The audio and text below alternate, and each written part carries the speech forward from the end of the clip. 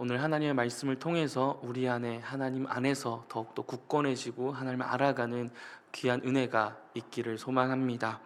오늘 함께 나누는 말씀은 누가복음입니다. 누가복음은 사복음서 중에 하나의 복음서인데, 누가복음은 다른 복음서와는 조금 다른 방식으로 말씀을 시작하고 있습니다. 마태복음은 예수님의 족보에 대한 이야기로 시작합니다. 마가복음은 예수 그리스도의 복음의 시작이라는 선포로 그 말씀을 시작하고 있습니다. 요한복음은 창세기의 시작을 보여주는 것처럼 태초에 말씀이 있었다라는 선언으로 시작합니다. 반면에 오늘 우리가 읽은 누가복음은 이 누가복음을 받는 한 사람을 향한 편지 형식으로 시작합니다. 다시 한번 읽었던 본문 1절에서 4절을 제가 읽도록 하겠습니다. 우리 중에 이루어진 사실에 대하여 처음부터 목격자와 말씀에 일꾼된 자들이 전하여 준 그대로 내력을 저술하려고 붓을 든 사람이 많은지라. 그 모든 일을 근원부터 자세히 미루어 살핀 나도 대요별로 각하에게 차례대로 써 보내는 것이 좋은 줄 알았노니 이는 각하가 알고 있는 바를 더 확실하게 하려 함이로다. 다른 복음서와 다른 이 부분은 이 누가가 서두에 누가복음을 쓰게 된 명확한 목적과 또 누가복음을 읽게 될 명확한 수신자를 우리에게 알려준다는 것입니다. 누가가 붓을 들어 이루어진 사실에 대해서 연구하고 기록한 이유는 이 데오빌로 각하라는 한 사람을 위해서였습니다. 데오빌로 각하라는 인물에 대해서 다양한 견해가 있습니다마는 공통적인 견해는 높은 지위에 있던 데오빌로라는 사람을 위해서 이 누가가 누가복음을 기록했다는 것입니다. 그리고 이 데오빌로라는 인물은 유대인이 아니었고 이방 사람이었습니다. 그렇다면 누가는 어떤 목적으로 이 누가복음을 기록한 것입니까? 누가복음 1장 1절에서 2절은 이렇게 이야기합니다. 우리 중에 이루어진 사실에 대하여 처음부터 목격자와 말씀에 일꾼된 자들이 전하여 준 그대로 내력을 저술하려고 붓을 든 사람이 많은지라. 우리 중에 이루어진 사실이란 누가복음 전체를 볼 때 예수님을 가리킵니다. 이루어진 사실이란 예수님의 죽으심과 부활을 의미하고 있습니다. 그런데 이렇게 예수님에 대해서 이미 많은 사람들이 기록하고 있었다고 누가는 말합니다. 그렇다면 많은 사람들이 이미 기록하고 있음에도 불구하고 누가는 예수님에 대해서 왜 기록을 하고 있었던 것입니까? 그 이유를 누가는 1장 3절에 이렇게 밝히고 있습니다. 누가복음 1장 3절입니다. 그 모든 일을 근원부터 자세히 미루어 살핀 나도 데오빌로 각하에게 차례대로 써 보내는 것이 좋은 줄 알았노니. 이루어진 일에 대해서, 그러니까 예수님에 대해서 붓을 든 많은 사람들의 글들과 목격자와 말씀에 일꾼된 자들이 전해준 것들을 이 누가는 자세히 살펴보고 연구하면서 차례대로 써 보내는 것이 데오빌로 각하에게 좋을 것이라고 생각했다는 것입니다. 예수님에 대해서 쓴 글들을 보고 듣고 또 고민하면서 누가는 이 이방 사람인 데오빌로 각하에게 차례대로 써 보내려고 이 누가복음을 기록했다고 오늘 이야기합니다. 여기서 차례대로라는 것은 시간적인 순서로 자세하게 세밀하게 기록한다는 것을 의미합니다. 조금 더 의미를 더 이야기하자면 친절하게, 세세하게, 세밀하게 설명하고 설득하며 해석하겠다는 것입니다. 그래서 이 누가는 이것을 통해 최종적인 목적은 이것을 받고 있는 데오빌로가 그가 알고 있었던 바를 더 확실하게 하기 위해서 이 누가복음을 기록했다라고 오늘 우리에게 이야기합니다. 4절 말씀입니다. 이는 각하가 알고 있는 바를 더 확실하게 하려 함이로다.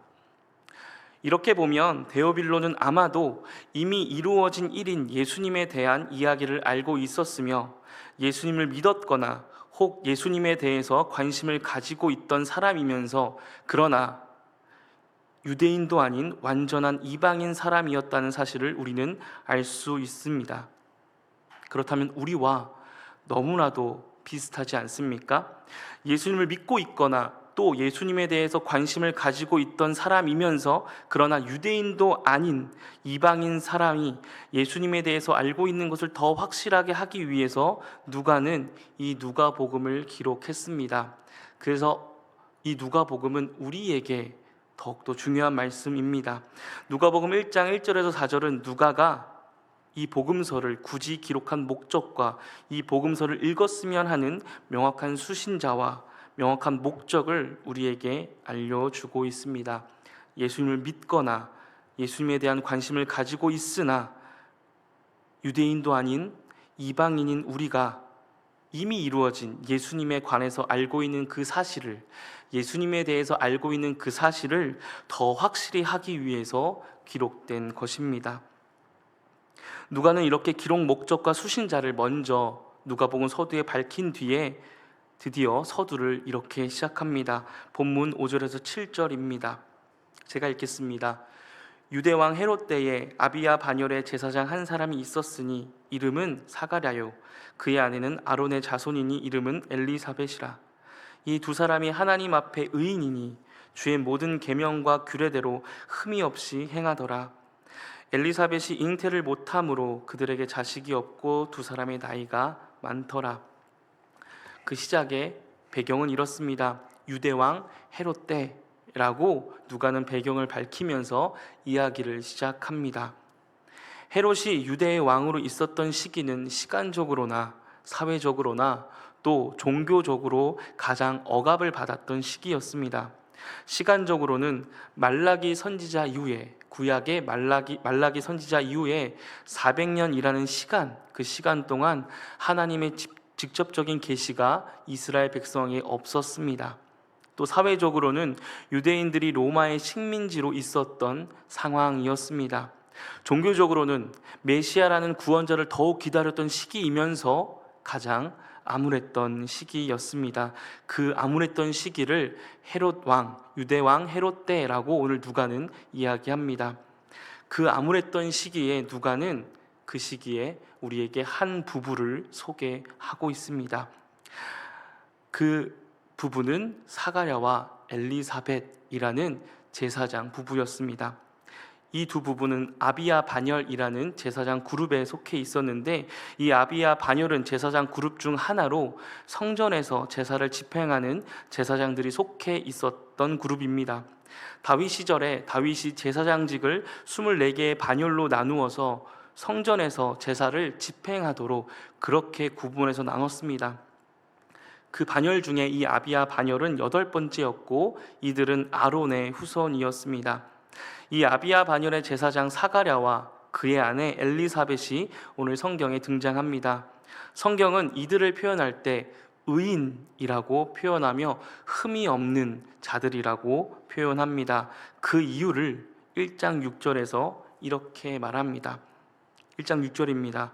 이 두 사람이 하나님 앞에 의인이니 주의 모든 계명과 규례대로 흠이 없이 행하더라. 구약 성경에서부터 의인의 기준은 하나님께 있었습니다.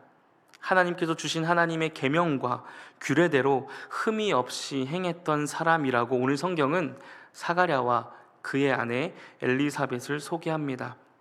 그런데 생각을 해보면 과연 그런 사람이 존재할 수 있을까라는 의구심이 듭니다. 주의 계명과 규례를 지켜서 의인이라고 부를 수 있는 사람이 이 세상에 존재할까? 우리가 아는 것처럼 성경은 우리 모두를, 사람을 죄인이라고 부르고 있습니다. 특히 신약 성경 전체는 우리 모두가 죄인이라는 사실을 곳곳에서 밝히고 있습니다.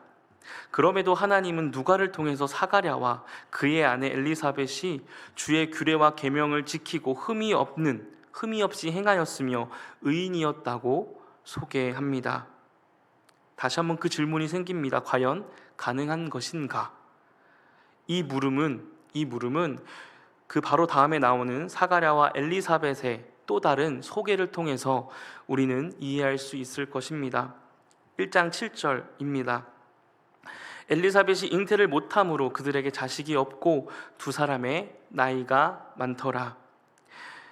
복음서를 보면 예수님 시대 당시의 질병과 자녀 없는 문제를 하나님 앞에 흠이 있고 죄를 지은 결과로 보았습니다. 이런 관점이 사회적으로 만연했고 공동체에서는 제외되어 그 공동체 안으로 이 질병이 있는 사람들은 들어갈 수 없을 정도로 사회에 만연했던 관점이었습니다. 이 부분의 가장 큰 어려움과 가장 큰 난처함은 질병과 자녀 없는 문제는 내면의 문제가 아니라 사람들에게 보여지는 문제였다는 것입니다. 질병을 보며 죄인이라는 낙인이 찍혔고 자녀가 없는 문제도 그 여인 모두에게 부끄러움이고 수치로 여겨졌던 낙인이 되는 그런 문제였습니다. 누가복음 1장 25절은 그 사실을 우리에게 알려줍니다. 주께서 나를 돌보시는 날에 사람들 앞에서 내 부끄러움을 없게 하시려고 이렇게 행하심이라 하더라. 엘리사벳이 아이를 낳게 될 거다라고 했을 때에, 임신했을 때에 하나님께 고백하는 내용입니다. 주께서 나를 돌보시는 날에 사람들 앞에서 내 부끄러움을 없게 하시려고, 자녀가 없는 그 부끄러움을 없게 하시려고 그때 당시에 사회에 만연했던 그런 생각들입니다. 성경의 말씀은 그 의인이라고, 사가랴와 엘리사벳이 의인이라고 말하는 성경의 말씀은 실제로 그들이 계명과 규례대로 지켰겠지만 그들이 의인이었으며 흠이 없었다는 표현은 엘리사벳이 자녀를 가지지 못하는 이유가 결코 그들의 어떠함 때문이 아니라는 사실을 알려주고 있습니다. 자녀가 없는 문제는 결코 그들이 죄를 지었거나 흠이 있어서가 아니라는 것입니다. 그것을 보여주듯이 하나님은 이 엘리사벳과 사가랴를 찾아가 그들에게 자녀가 있을 것이라고 천사를 통해서 알려주고 약속했으며 또 그 약속으로 세례 요한이 탄생하게 됩니다. 네, 사가랴와 엘리사벳의 자녀가 우리가 알고 있는 세례 요한입니다. 세례 요한은 유명합니다. 왜냐하면 4개의 복음서 전체에 모두 등장하기 때문입니다. 4개의 복음서에 제외되지 않고 동일하게 등장한다는 것은 그만큼 이 복음서를 읽고 있었던 교회가 세례 요한에 대해서 중요하게 다루고 있다고, 전통적으로 그렇게 다루고 있다고 볼 수 있습니다. 그런데 그렇게 중요하게 다루고 있는 그 세례 요한에 대해서 오늘 누가복음은 조금 큰 차이점을 보입니다. 누가는 세례 요한에 대해서 다른 복음서들과는 비교가 안 되게 세세하게 기록하고 있습니다. 다른 복음서는 예수님에 대한 이야기로 시작합니다. 그러나 누가는 세례 요한으로부터 시작합니다. 누가는 세례 요한에 대해서 시작을 하며 세례 요한에 대해서 더 세세하게 많은 분량을 할애해서 기록하는 차이점을 가집니다. 다른 복음서와는 다릅니다. 세례 요한에 대한 이야기로 시작하며 세세하게 기록하는 이유가 무엇일까요? 그 이유를 우리는 조금 간단하게 찾아볼 수 있습니다. 바로 이방인인 데오빌로와 우리를 위해서입니다. 예수님을 믿고 있거나 예수님을 알고 싶어하는, 그러나 하나님을 잘 모르고 유대인이 아닌 우리와 같은 이방인을 위해서 누가는 세례 요한에 대해서 자세하게 다루고 있습니다. 마태, 마가, 요한이 쓴 복음서의 수신자들은 세례 요한이라고 하면 아마도 누구나 다 그 사람, 광야에서 외치던 사람, 사가랴와 엘리사벳이 낳은 그 사람이라고 알았을 것입니다. 누가복음에서 세례 요한이 출생했을 때에 그 유대 땅의 상황을 이렇게 표현하고 있습니다. 누가복음 1장 63절에서 66절입니다. 제가 읽겠습니다. 그가 서판을 달라 하여 그 이름을 요한이라 쓰매 다 놀랍게 여기더라.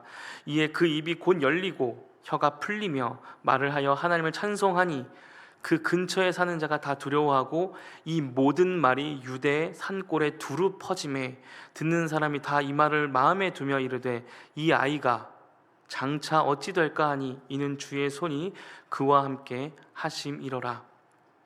유대인은 유대 땅에서 이러한 상황을 직접 보았거나 소문을 들었거나 어떤 방식으로든지 세례 요한의 유명한 이야기를 알고 있었을 겁니다. 그러나 이방인들에게는 잘 모르는 이야기였기 때문에 누가는 세례 요한의 이야기를 자세하게 설명하며 기록하고 있습니다. 그런데 그럼에도 우리의 질문이 떠나지 않습니다.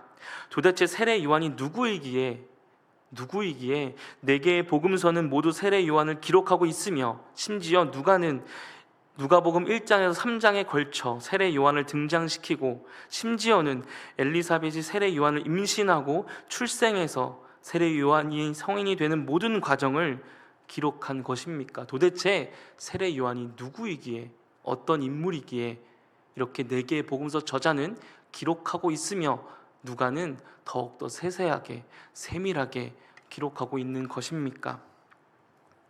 세례 요한은 하나님께서 살아계시다라는 증표입니다. 말라기로부터 시작돼서 신약에 이르기까지 400년이라는 시간 동안 아무런 계시도 없었던 시기에 오직 메시아를 기다리며 살아갔던 사람들에게, 그리고 로마의 식민 지배에서 살아가며 과연 하나님은 살아계신가? 과연 하나님은 역사하고 계신가? 과연 하나님은 도대체 어떤 하나님인가라는 질문과 수많은 의심 속에서 하나님은 살아계시다라는 하나님의 선포이며 증거가 바로 세례 요한이었습니다. 어떻게 그럽니까? 여러분, 세례 요한의 탄생을 잘 보시면 성경에 어떤 사건과 닮아 있다는 사실을 우리는 쉽게 발견할 수 있습니다. 바로 아브라함과 사라입니다. 아브라함과 사라는 부족했지만 하나님을 믿으며 하나님의 말씀을 따라 살아갔던 부부였습니다. 하나님은 그들에게 복을 약속하셨고 그 복이자 그 복에 보여지는 증거는 자녀였습니다. 그러나 사가랴와 엘리사벳처럼 그 둘은 나이가 들었고 자녀가 생기지 않았습니다. 심지어 또 10여 년이라는 공백도 아브라함과 사라에게 있었습니다. 그런 아브라함과 사라에게 하나님이 100세에 늦은 나이에 자녀를 주셨습니다. 그러나 약속하셨던 대로 자녀를 주셨습니다. 이처럼 사가랴와 엘리사벳도 나이가 많았으며 자녀가 없었습니다. 마치 아브라함과 사라처럼 말입니다. 그런데 하나님은 천사를 보내 자녀를 주시겠다라고 약속하셨습니다. 마치 아브라함에게 약속하셨듯이 약속을 하시고 그들에게 자녀를 주십니다. 그 자녀가 세례 요한입니다. 세례 요한을 통해 아브라함의 하나님을 우리는 발견하게 됩니다. 세례 요한을 통해서 우리는 아브라함의 하나님을 발견하게 됩니다. 실제로 사가랴와 엘리사벳은 태중의 아이 그 세례 요한을 보면서 아브라함의 하나님을 기억하며 기대하며 찬양했습니다. 엘리사벳의 남편인 사가랴는 이렇게 고백합니다. 누가복음 1장 72절에서 73절입니다. 우리 조상을 긍휼히 여기시며 그 거룩한 언약을 기억하셨으니 곧 우리 조상 아브라함에게 하신 맹세라. 사가랴는 태중에 있는 아이를 보면서 하나님께 이렇게 찬양합니다. 우리 조상을 긍휼히 여기시며 그 거룩한 언약을 기억하셨으니 곧 우리 조상 아브라함에게 하신 맹세라. 어떻게 보면 암울한 시대, 하나님이 없어 보이는 시대에서 세례 요한이 태중에 있다는 사실은 하나님은 살아계시다라는 강력한 증거가 되었습니다.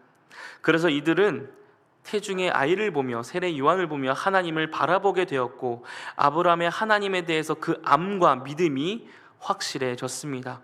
그렇다면 아브라함의 하나님은 어떤 하나님입니까? 오늘 우리가 읽었던 1장 72절과 73절에 나와 있는 것처럼 그 거룩한 언약을 기억하시며 우리를 긍휼히 여기시는 하나님입니다. 복을 주시겠다고 약속하셨고 아브라함에게 복을 주셨고 그 증거이자 복 자체인 자녀를 주신 하나님입니다. 약속하셨고 이루신 하나님입니다. 세례 요한을 통해서 약속을 성취하시는 하나님을 보여주고 하나님은 누가를 통해서 이방인인 데오빌로와 또 이방인인 우리에게 그 사실을 자세하고 세세하게 차례대로 알려주고 있습니다. 그리고 세례 요한은 또 다른 약속의 성취 또한 보여줍니다. 바로 예수님의 탄생에 대한 시작을 알려줍니다. 하나님은 메시아를 보내기 전에, 그러니까 예수 그리스도를 보내시기 전에 그 길을 준비할 자를 보내겠다는 약속을 분명히 하셨습니다. 그리고 그 약속은 세례 요한이라는 사람을 통해서 이루어집니다. 이 사실도 네 개의 복음서는 동일하게 증거합니다. 오늘은 누가복음에서만 살펴볼 텐데 누가복음 3장 3절에서 6절은 이렇게 이야기합니다. 요한이 요단강 부근 각처에 와서 죄사함을 받게 하는 회개의 세례를 전파하니 선지자 이사야의 책에 쓴 바 광야에서 외치는 자의 소리가 있어 이르되 너희는 주의 길을 준비하라 그의 오실 길을 곧게 하라. 이것은 하나님께서 메시아가 오시기 전에 그의 길을 준비할 자를 보내겠다라는 약속이었고 그 약속의 성취가 바로 세례 요한이었습니다. 그러니까 세례 요한의 탄생과 그의 외침은 곧 오실 예수님을 기대하게끔 합니다. 누가는 세례 요한을 통해서 하나님이 누구이신지 알려줍니다. 하나님은 누구이십니까? 약속하시며 이루시는 하나님입니다. 분명히 명확하게 이루시는 하나님입니다. 여러분의 하나님은 어떤 하나님이십니까? 그리고 어떤 하나님을 믿고 계십니까? 오늘 누가는 우리가 알고 있는 것, 예수님에 대해서 하나님에 대해서 알고 있는 것이 더 확실해지도록 차례대로 친절하게 설득하고 설명해 주고 있습니다. 우리의 믿음이 확실해지도록 우리의 알미 자라가도록 설명해 줍니다. 그 시작에 있어서 누가는 하나님을 소개하고 있습니다. 누가복음은 하나님이라는 이름이 안 보였고 가장 어두웠던 시대에 가장 분명하게 그 약속을 이루시는 하나님을 보여주고 있습니다. 그 당시의 사람들의 마음을 추측해 보자면 하나님을 향해서 많은 의심이 있지 않았겠습니까? 언제 이 공백이 끝날 것인가에 대한 의심도 있었을 것이며 더 직접적으로 생각을 해보자면 하나님께서 약속하셨던 메시아는 오는 것인가? 도대체 그날은 언제인가? 하나님께서는 정말 살아계신가? 살아계시다면 지금 우리의 상황이 로마의 식민지 지배로부터 이렇게 억압받으며 이런 상황이 이렇게 되면 안 될 텐데 라는 질문과 의심이 있었을 것 같습니다. 혹은 반대로 이런 기대도 할 수 있었을 것 같습니다. 분명히 지금 우리의 상황을 하나님께서는 역전시켜 주시고 분명히 해결해 주실 거다. 완벽하게 우리를 압제해서 구원해 주실 거다. 하나님은 우리의 모든 문제를 해결해 주시며 우리를 행복하게 해줄 것이며 우리가 원하는 모든 것들을 이루어 주실 것이다 라는 기대도 해볼 수 있을 것 같습니다. 만약 이러한 추측이 맞다면 지금 현재 우리가 가지고 있는 질문과 기대와 비슷한 것 같습니다. 우리도 때에 따라 의심도 하고 기대도 합니다. 보이지 않기 때문에 우리는 보이지 않기 때문에 하나님을 의심하기도 하고 또 하나님에 대해서 기대하기도 합니다. 그런데 감사하게도 성경은 그 질문과 의심을 허락하십니다. 질문도 좋고 의심도 좋습니다. 기대도 좋습니다. 그런데 그 질문과 의심과 기대를 그저 의심으로, 질문으로, 기대로만 방치하지는 마시기 바랍니다.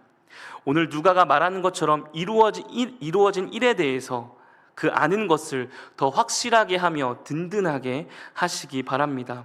그럼 어떻게 확실히 합니까? 어떻게 확실히 합니까? 말씀을 통해서 확실히 하시기 바랍니다.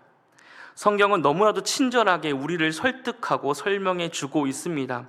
우리의 의심과 질문을 멈추지 마시되 방치하지 마시고 하나님에 대해서 아는 일에 또 예수님에 대해서 아는 것에 더욱 확실해지시길 바랍니다. 말씀을 통해서. 그래서 아는 것과 확실해지는 것이 계속 자라나는 우리가 되었으면 좋겠습니다.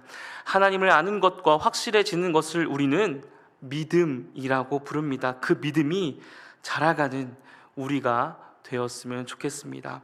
말씀을 마무리하겠습니다. 오늘 누가는 이방인인 데오빌로를 통해서 또 이방인인 우리에게 가장 먼저 하나님에 대해서 차례대로 친절하게 세세하게 알려주고 있습니다. 어떤 하나님을 알려줍니까? 바로 약속대로 이루시는 하나님을 알려주고 있습니다. 여러분들은 어떤 하나님을 알고 계셨고 어떤 하나님을 믿고 계셨습니까? 그 믿고 계신 하나님을 더욱더 말씀을 통해서 확실히 알아가 그 믿음이 자라나길 소망합니다. 이 믿음이라는 것을 우리가 이야기할 때 우리는 때때로 나의 감정이나 의지나 결단을 말할 때가 있습니다. 그것이 아니다라는 것이 아니라 그 믿음은 그 이전에 더 중요한 것을 우리 가운데 알려줍니다. 믿음은 그런 나의 감정적인 의지나 결단 이전에 관계의 신뢰를 의미합니다. 그래서 나는 믿어 라는 말에는 그 믿는 대상이 필요하고 그 믿는 대상이 굉장히 중요합니다. 이 말을 오늘 말씀에 적용해서 보자면 그 믿는 대상에 대해서 내가 얼마나 알고 있는가가 더 중요합니다. 썩은 밧줄을 붙잡고 나는 이 밧줄이 끊어지지 않을 것을 확신한다고 해서 그 밧줄이 단단하게 매달려 있지 않을 겁니다. 내 확신이 아무리 크다 하더라도 그 썩은 밧줄은 썩은 그대로 끊어질 겁니다. 반대로 나의 확신과 나의 의지와 상관없이 단단한 밧줄을 내가 붙잡고 있다면, 내가 조금 의지하는 마음으로 붙잡고 있다 하더라도 그 단단한 밧줄은 결코 끊어지지 않습니다. 그런데 하나님은 밧줄과는 차원이 다른 분입니다. 우리의 인생을 하나님께서 붙잡고 계시기 때문입니다. 우리가 믿고 있는 하나님이, 우리가 알고 있는 하나님이 말씀에서 말하고 있는 같은 하나님이길 소망합니다. 우리의 삶에 약속하셨고 약속한 대로 이루시며 우리를 자녀 삼으신 하나님을 믿고 그 믿음에 있어서 더욱 하나님을 알고 또 하나님을 알기 위해 애쓰고 노력하며 그 믿음이 하나님이 어떤 분인지를 성경 말씀을 통해 알아가면서 그 믿음이 단지 나의 감정적인 확신이나 나의 신념이 아니라 확실해지길 바랍니다.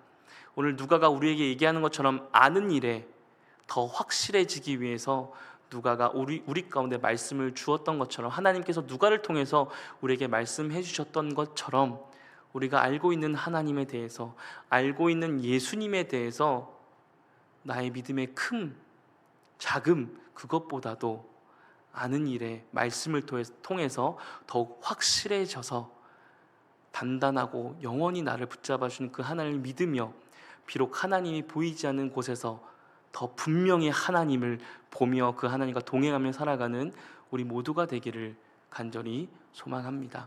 기도하겠습니다. 하나님, 어쩌면 하나님이 더욱더 보이지 않는 시대 가운데 우리가 살아가는 것만 같습니다. 그래서 우리의 믿음이 때때로 흔들리기도 합니다. 그러나 하나님, 우리가 다시 그때마다 우리 가운데 주신 하나님의 음성인 그 말씀으로 돌아가고, 무엇보다도 우리에게 분명하고 명확하게 하나님의 살아계심을 보여주었던 예수 그리스도를 우리가 기억하며, 내가 비록 믿음이 작다 하더라도 그 영원히 변하지 않는 그 하나님을 붙잡고, 또 하나님을 아는 일에, 또 예수님을 아는 일에 우리가 말씀을 통해서 더 애쓰며 힘써서 우리의 마음이, 우리의 믿음이 확실해질 수 있도록 우리를 붙잡아 주시옵소서. 그래서 우리의 삶이 언제나 보여지는 그 하나님, 분명하게 보여지는 그 하나님을 의지하며 이 세상을 살아가며 하나님이 주신 것들을 누리며 감사하며 감격하며 기대하며 나아가는 그런 날들이 되기를 간절히 소망합니다. 우리에게 귀한 말씀을 주신 주님 감사합니다. 이 말씀대로 순종하며 믿으며 나아가는 우리 모두가 되게 하여 주시옵소서. 예수님의 이름으로 기도드립니다.